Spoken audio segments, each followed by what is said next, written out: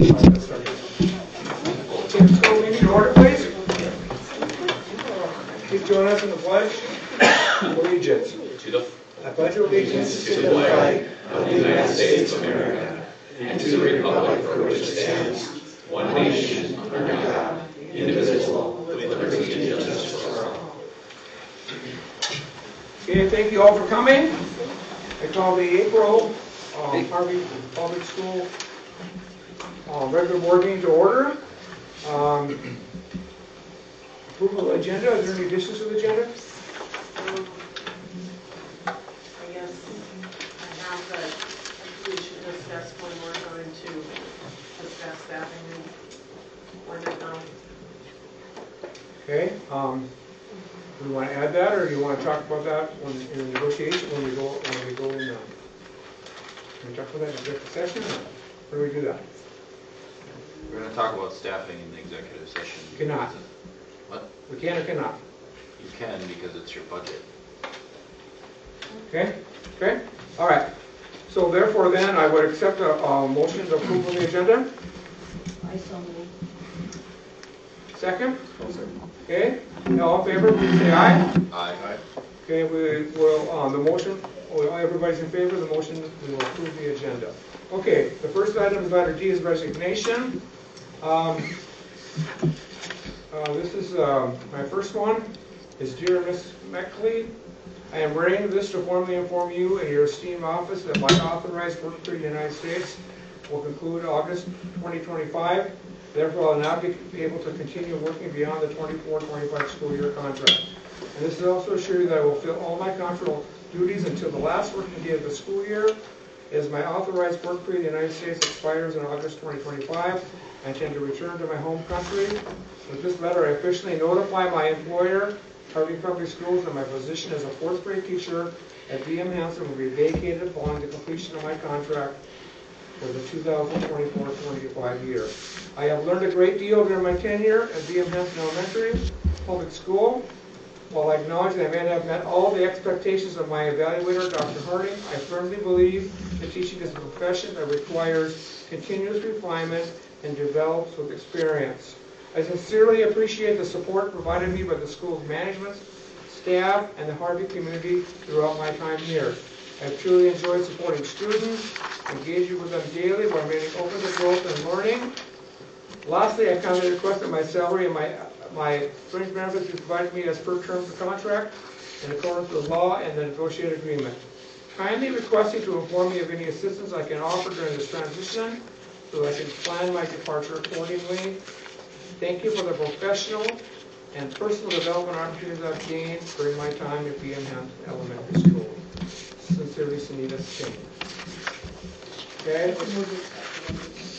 Probably moved to accept the resignation. Is there a second? Second. Okay, probably moved in a second that we accept the resignation of Sunita Singh. Discussion. All in favor, please say aye. Aye. Okay, I have one more. Dr. Robert Lucas and school board members, please accept this letter as my formal resignation from Harvey Public Schools effective at the conclusion of the 24-25 school year. I have enjoyed working with my colleagues here at B.M. Hanson Elementary the past 30 years, and thank you for the opportunity to start my career here in Harvey. Signed, Caitlin Heisler. I make a motion to accept the resignation. Thank you for the service. Okay, probably moved. Is there a second? Second. Probably moved and seconded. We accept the resignation of Caitlin Heisler. Discussion. All in favor of accepting the resignation, please say aye. Aye. Okay. Now we'll go to the consent agenda. Everybody good at the consent agenda? All 7 items? Okay. What would you like to move down? I requested we remove the March 19th regular board meeting, 26th retreat, and the special meeting on March 14th, as well as policy review. Okay. So we're going to leave on 3, 4, 5, 7, and approval of payment of bills, correct? Okay, I would entertain a motion to consent agenda. Moved. Second? I'll second. All in favor of the moving the consent agenda, please say aye. Aye. Okay, we'll now go to the March board meeting, the regular board meeting. I would like to entertain a motion to accept them first before we can discuss. Are you doing one at a time? The March regular board meeting. Okay, I'll make a motion to, do the regular meeting on March 19th. Okay, is there a second? Okay, properly moved and second to accept the regular meeting of March 19th. Now we will discuss. Any discussion? All I have is after early retirement, the motion passed. Missing. What page is that on? First page. First page?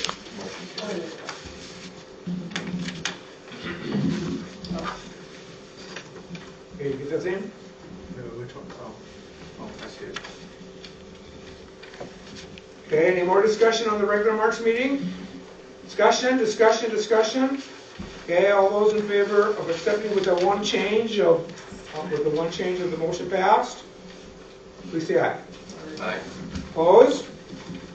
Okay, motion passed. Now we'll go to the special meeting of the retreat held on the 26th.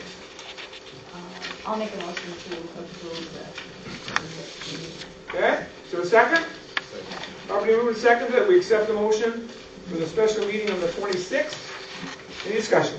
Another small issue, says Wade Anderson moved to adjourn the meeting, to just adjourn the meeting. Oh, Oh, right. Sorry, didn't get these in before, but Anything? Okay. Yeah, it's just. Any other changes, any other discussion, any other changes? Okay, all those in favor then of accepting the board retreat with that one change, we say aye. aye. Okay, and then we have the special meeting of March 14th. I'll make a motion to approve the one from the 14th. Okay. Second. Okay, properly moved second to approve the meeting of March 14th. Is there any discussion? on the first page, the last paragraph, there were two votes. They both passed, but one was on the amendment and one was on opening the position. It only indicates one.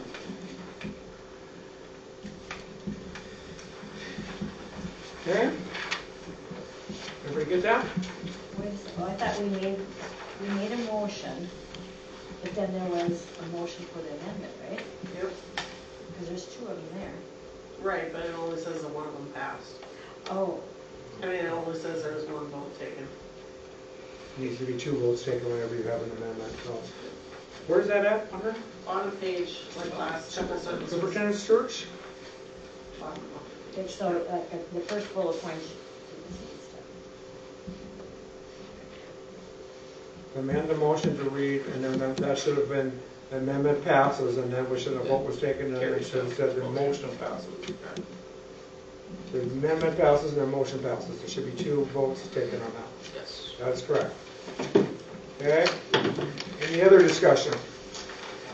Any other discussion, okay? As then, seeing no discussion, all in favor of approving the March 14th meeting with that adjustment of the voting, please say aye. Aye.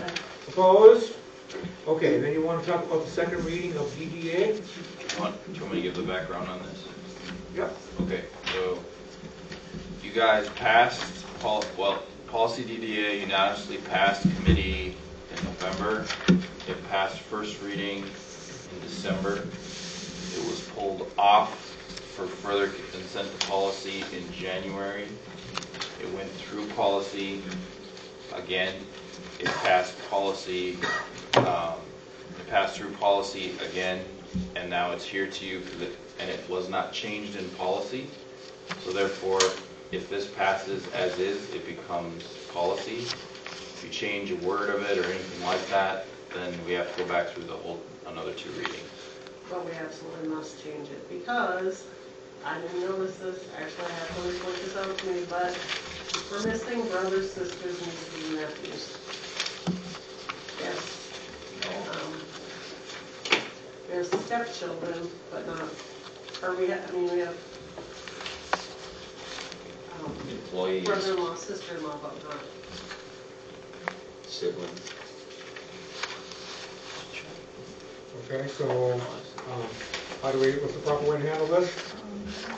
The policies, it has to go back to you guys, or what has to happen here?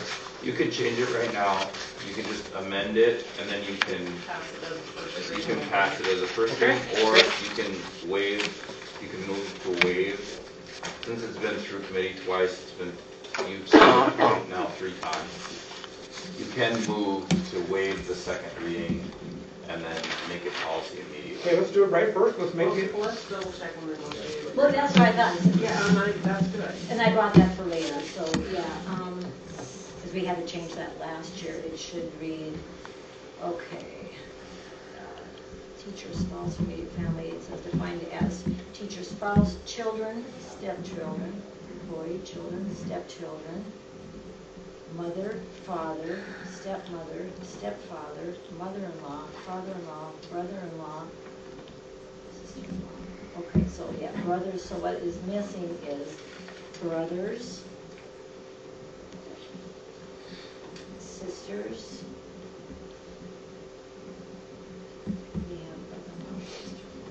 so right, that's the only thing that's missing. So just the 2 words, brothers and sisters. Is it just, it's not nieces and nephews then? Nope. Okay. Mm-mm. So we could do it up here where it says children, stepchildren, mother, father. That's where I think that we should put brothers, sisters, and then stepmother, stepfather. And so we would put those 2 words there. okay, let's start with a amendment to the Well, motion. the other thing is, that was also pointed out to me, is that if the top says all licensed 12-month and full-time ancillary employees are eligible for paid sick leave, there are also some part-time.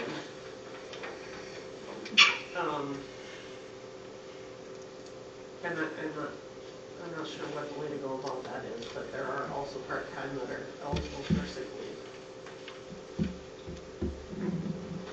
What, so hourly under 20 hours, you're saying? So you're saying you want to put in policy, if they're over half-time, they're eligible for a prorated sick leave? You want to put that in policy? Well, I think if we're specifying all that, it should say who. I mean, we're already specifying some of it, so why would we not have all, I don't know, it was pointed out to me and I brought it. So I guess we are providing health insurance for people who are over half-time. If you want to spell it out directly in your policy, you can. Just be aware that you'd have to, I mean, it's not administrative regulation anymore. It would become your regulation. So after always is 12 months and full-time, how would you like it at part-time? Should be like over 20 hours, because if they're under 20, they're not eligible for anything, so, and part-time ancillary, Greater than half-time, I don't know. yeah, greater than, I think, isn't it 30 hours for the Affordable Care Act? So I've followed the Affordable Care Act, or tried to, when granting those benefits. I don't think we under 20. So if you would say health insurance in accordance with the Affordable Care Act, that would be, Sick leave on the health insurance.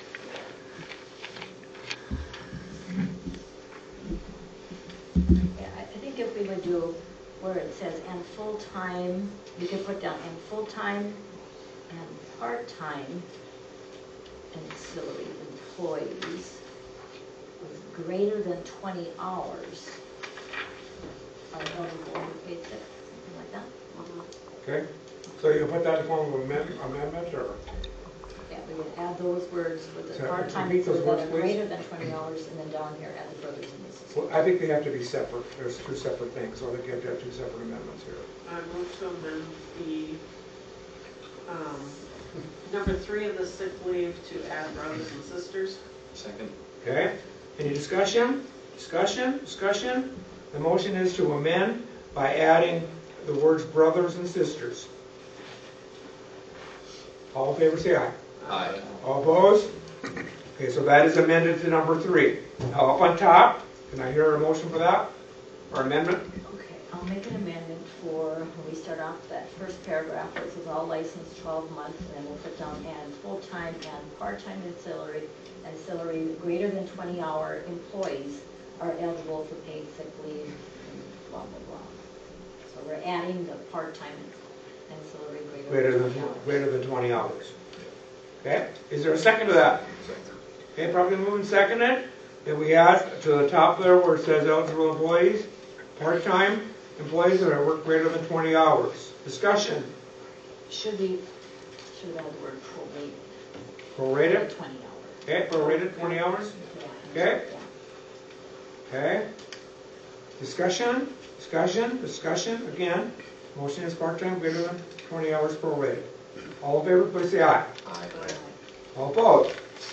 Okay, now we're going to have, I would entertain a motion to pass the first reading on this then, or skip the second reading. Do we have? Well, this is the second reading, but so, yeah. No, I mean, you We changed it. Okay. So We now, changed it. But I think So with now the- we got to do, now you you got to can go first waive reading the and second. I think Or you it's should waived. skip the second reading if you like. I think it just requires a 2/3 majority vote, right? Yeah, Yeah, we can do that. Okay? To waive the second reading. yes.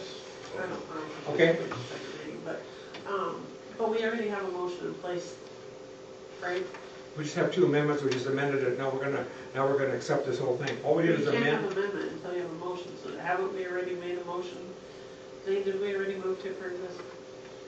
I don't have it written down. I don't think we did. down was that you moved. We moved to accept the second reading, and so now you're approving the first reading as amended. This- Okay? I'll make a motion, I guess. To approve the first reading as amended? Yep. Okay? Second? Second. Any discussion? Discussion? So are we not waiving the second reading? Well, then we can That's do the that in the next vote. motion. That's the next vote. That's the next motion. Okay.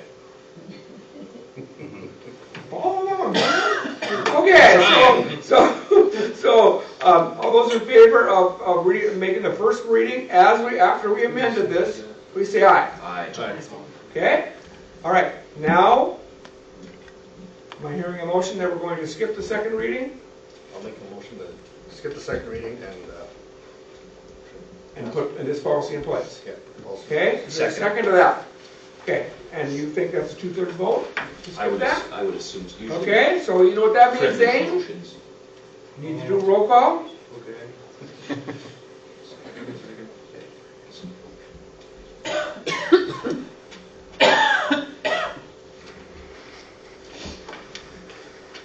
Wait for the request. Call that. Yes. James? Yes. Wade? Yes. Spencer? Aye. Vanessa? Yes. Okay, so now we have approved that's a vote of 5-0, we have approved this policy DDA as amended twice by those 2 amendment changes to the policy. Okay? All right, we will now move on. Dr. Lukens. Yeah, so,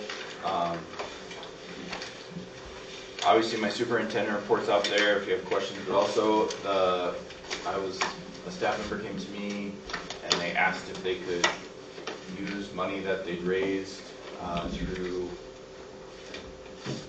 book fairs and whatnot to put new carpet in their library classroom.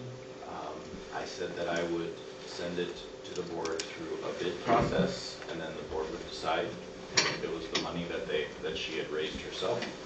So we did put that out. We did 2 weeks of bidding. We have 2 bids here for flooring in the elementary library.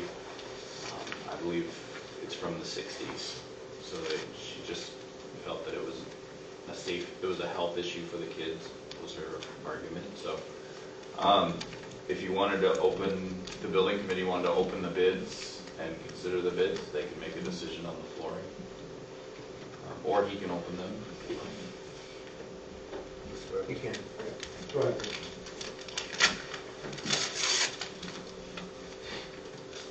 Can I have a question on all these open rules? What's it for, just for the library, or does it go out in the hall as well? It's just the library, because it's her money she raised for the library. All right, this is library carpet replacement. Included with this note are 2 carpet estimates for your library project. The first quote is for a standard wide broadloom carpet. We've selected a good quality 20-ounce nylon carpet from Aladdin Commercial, which is a division of Mohawk Flooring. The estimate includes tear out and disposal of the old carpet and installation, including adhesive. The second estimate is for a modular 24 by 24 carpet tile, also a Mohawk brand product. Solution dyed polyester yarn, also approximately 20-ounce yarn weight. We did not include any costs for moving furniture. Any selected carpet, in parentheses it says there are several good colors of both options, would take approximately 2 weeks to come in, and we would be able to schedule installation immediately after school gets out in May. Note, if carpet is torn out and very poor conditions exist on the subfloor, where the installer feels extra paperwork is necessary with costs not in the estimate, we would consult with administration before that work is done. So again, it says if carpet is torn out and in very poor condition on the subfloor, where they feel extra work is necessary, costs are not in this estimate. So they're basically saying they can charge more if it's It's a change order. and this is from Angie Marchand at Thompson Furniture. How much was it? How much is that for? How much was it? I'm getting there. Yeah, it looks like there's 2 of them there. I've got 2 sales receipts.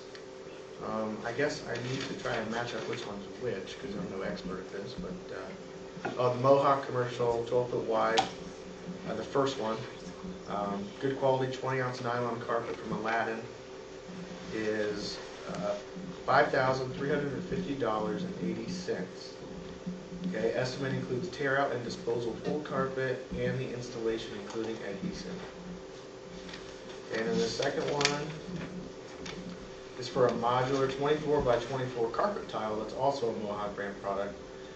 This is solution dyed polyester yarn, and this is $6,306.30. And they wrote on here it says second option, so I don't know exactly what that means, but I don't know the difference of what these. I don't even know what this is. The one's square. Yeah, one is. So you I don't ask me what the difference is, but that's what they are. You guys want to talk, Spencer? Well, just, I can't really, No, I you can can explain explain. informationally. So like, the thing that is advantageous about a carpet tile or the squares is that it's put down with a compression adhesive, so when you have bad spots, you can uplift one tile and then replace it. So if you have broadloom that gets stained on a 12-foot roll, you can't just piece out and chunk it back in, so there's advantages there.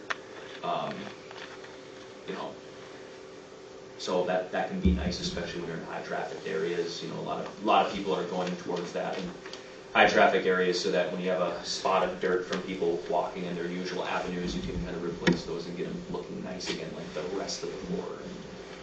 And it can be pretty, and then you're not ripping out an entire room 10 years later. You're just replacing little by little, and it can be save on management there. Do you want me to repeat any of the prices? Or you- Was that the only bid? No, there's one. There's more. one more. Are you ready to move on? This one's from DNR Flooring.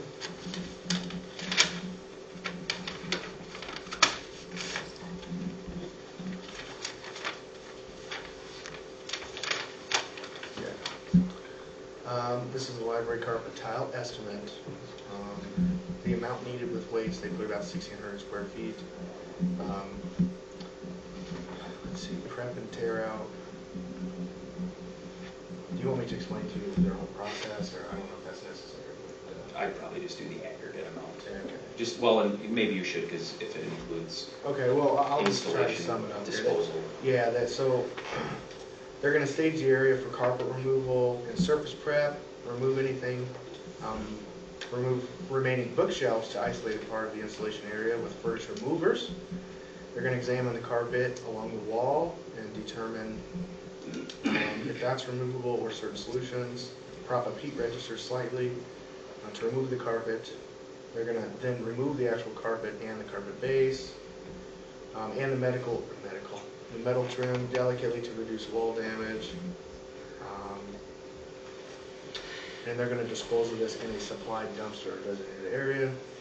They're gonna scrap and remove any fasteners from transitions. They're gonna vacuum and sweep the surface prep. Then they're gonna float and skim installation area with feather finish floor mud to surface prime / fill small voids and plane any high-low spots. That's the prep tear out process. Okay, installations. They're gonna install provided carpet tile and library with quarter turned layout. They're gonna cut to supply lines on heat registers and transitioning floor coverings, what they said. They're going to roll with a 100-pound roller. They're going to install metal transitions to cap off doorways. They're also going to install supplied vinyl cove base along library walls, scribe to fixtures and trim. And then finally, they're going to vacuum and walk through to ensure proper install. Okay. In saying that, they estimate the prep / tear out is going to be about $650. The installations of the carpet tiles are going to be about $27.40. The vinyl cove is going to be $350. They threw in extra materials at $85. That brings the estimate to $3,825 for this one. I can reread something. So that bid's just labor, there's no carpet. They're not supplying carpet. Carpet tile, $2,740.